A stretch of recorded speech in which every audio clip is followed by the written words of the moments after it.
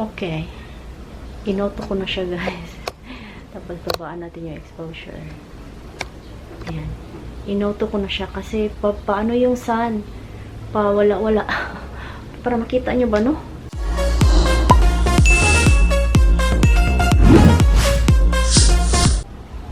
Hi, guys. First entry pa gani. Hi guys, welcome back to my channel. In today's video, I'm going to review about this product from Mistine. This is an egg white mask. If you're interested, please keep on watching. Wow, sirens everywhere. Hope everything's okay, no? Anyway, forgive all the background noise. It's early in the morning. I just want to do my skincare because my skin is so dry and I have so many like white marks. I have so many whiteheads here in my face right now, and I'm really waiting for this moment I can film. This is a product from Thailand, and it's called Mistine Egg White, and this is a peel-off mask. I tried this once.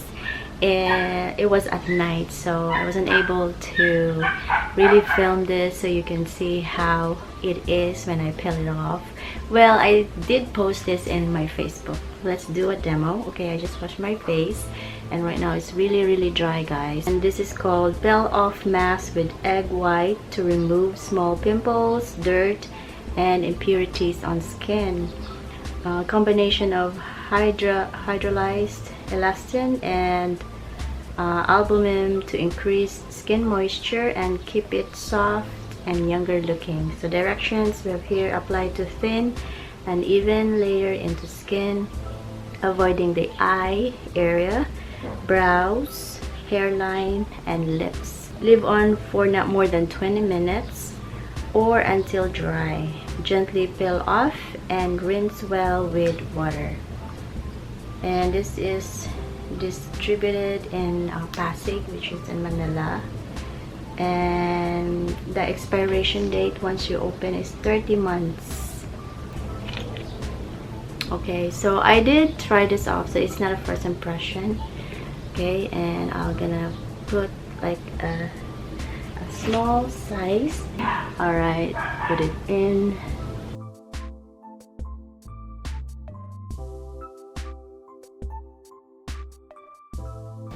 Dito marami akong ano dito sa side na ito. Yan. I have so many like here. Hope it can peel off.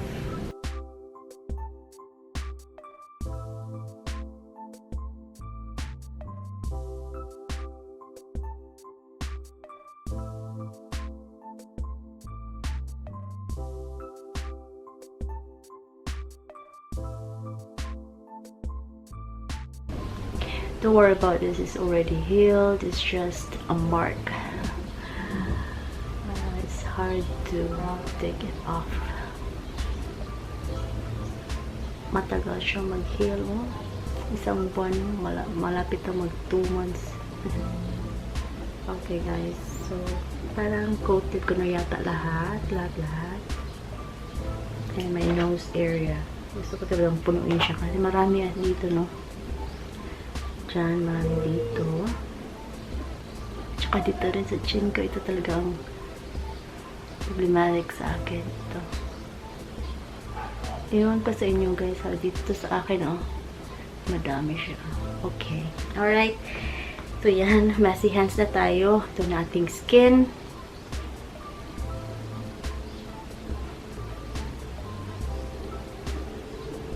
Okay, and then the time right now is 8:16.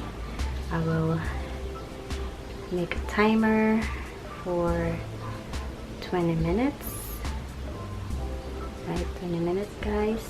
Then, focus ba? Nawala pa. That's good. Ayan, 20 minutes to start.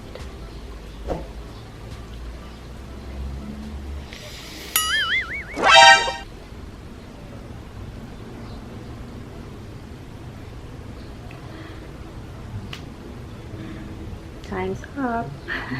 Walang ano, guys. Walang sounds. Parang dito hindi siya nag-dry. Pero ipipil off na natin. Dito dry na siya.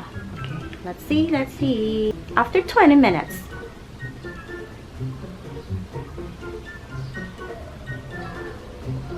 Maybe I should leave it on for a little bit. 2 minutes. Let's do 2 minutes. Okay. Okay guys. Time's up na siya. Okay, after 2 minutes. Ito na yung face.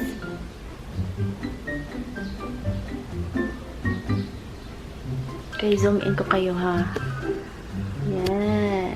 Huwag lang masyado guys. Kita na yung pores ko. Super. Ano ba to? Why am I... Parang naging dark siya, no? Sandali ha. Adjust natin yung camera. Okay guys, yan na. Parang nag-dark siya. Okay, yan. Kasi zoom in. Yan. Peel na natin.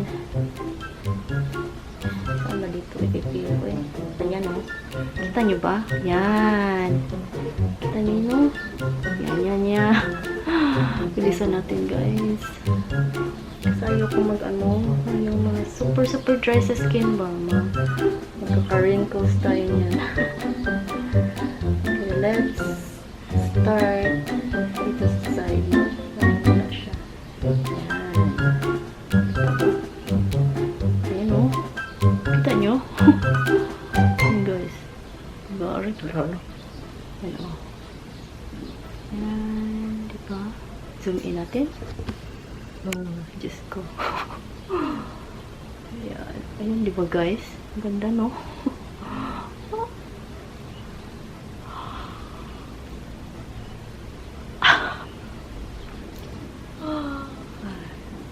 No guys, yung clouds pala. Kaya pala ganyan siya, no? Hindi mo rin maano yung exposure. Hindi mo siya maano. Okay. Inoto ko na siya guys. Tapos babaan natin yung exposure. Ayan. Inoto ko na siya kasi paano yung sun? Wala. Para makita nyo ba, no?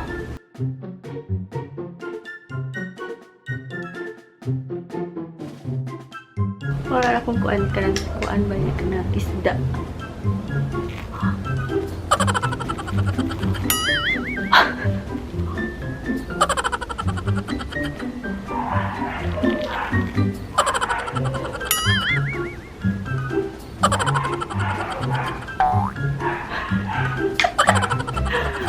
Nagkuan pa guys.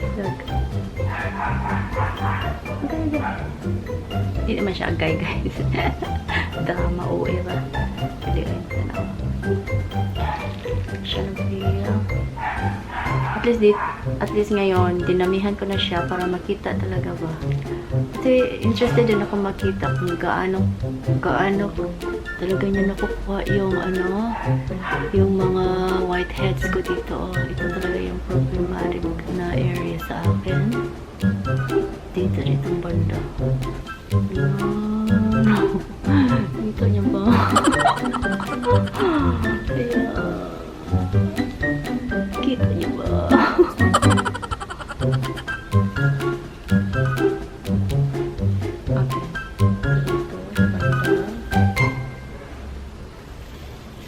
Lamig kayong sounds kayo ba?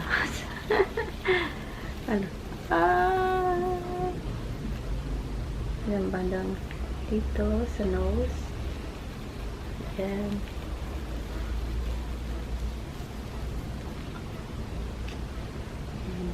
this part.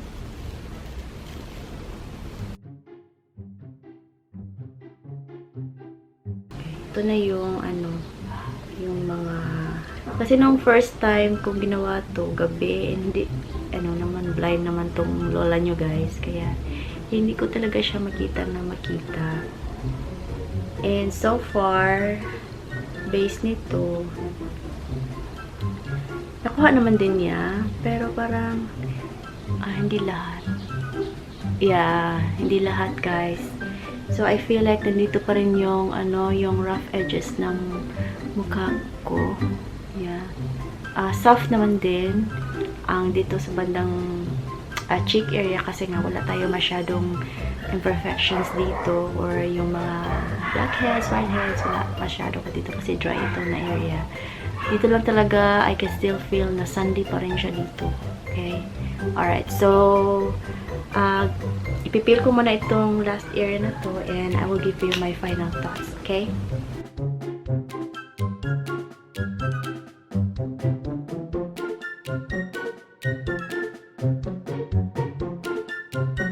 After washing my face, na yung face natin.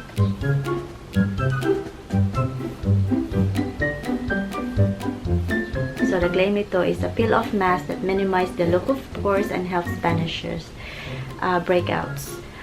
Since this is just a one-time like use, so hindi natin ma-tell, diba?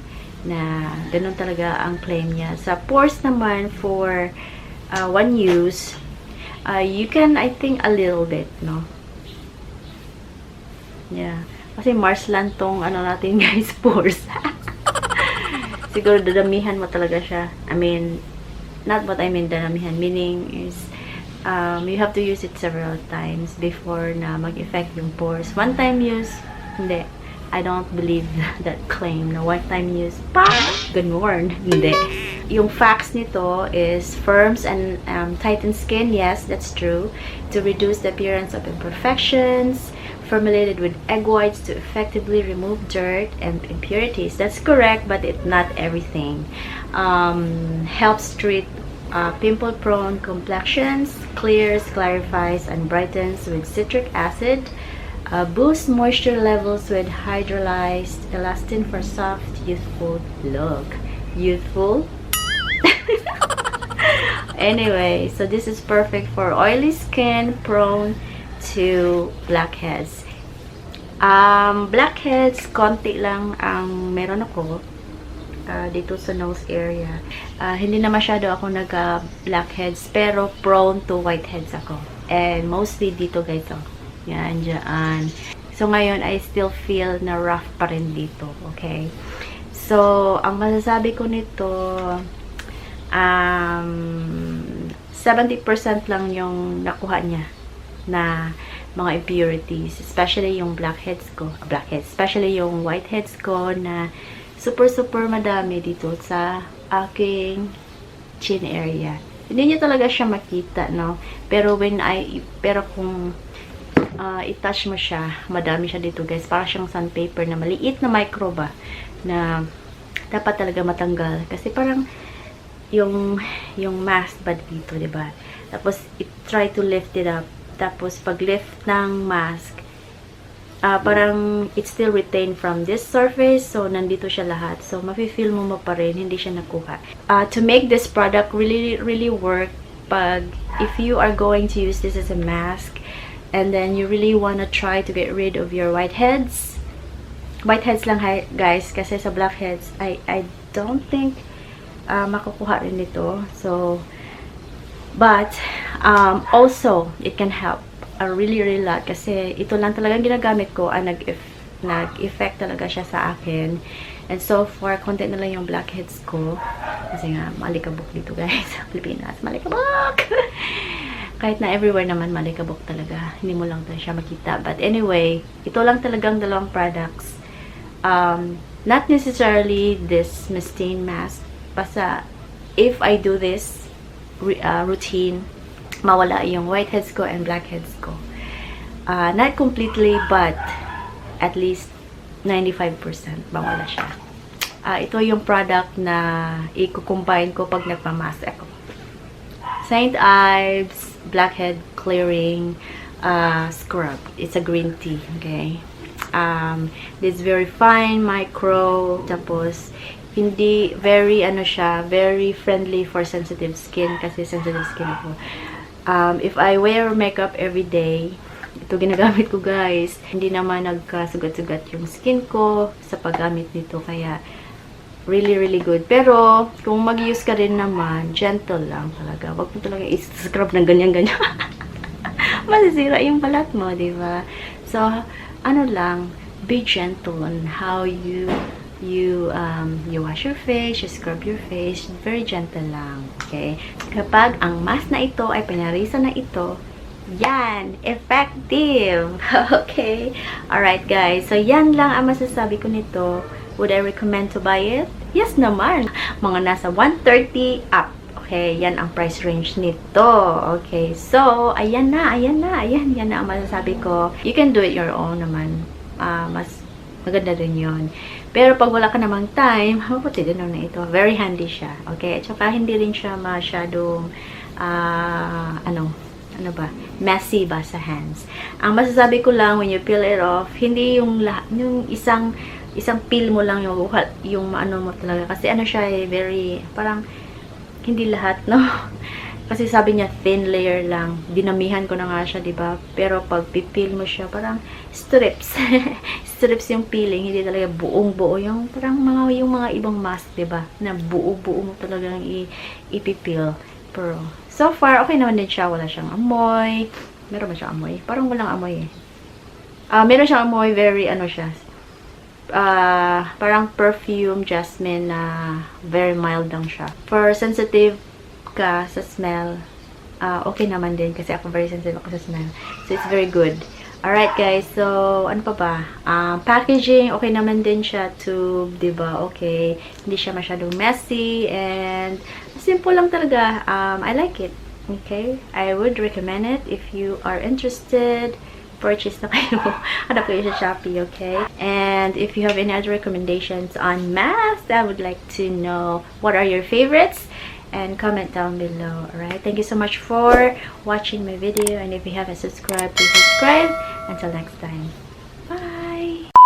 Okay guys, so after pala mag-use ka nito, para mag-close yung pores mo, use ice at saka after that toner. Okay? Alright.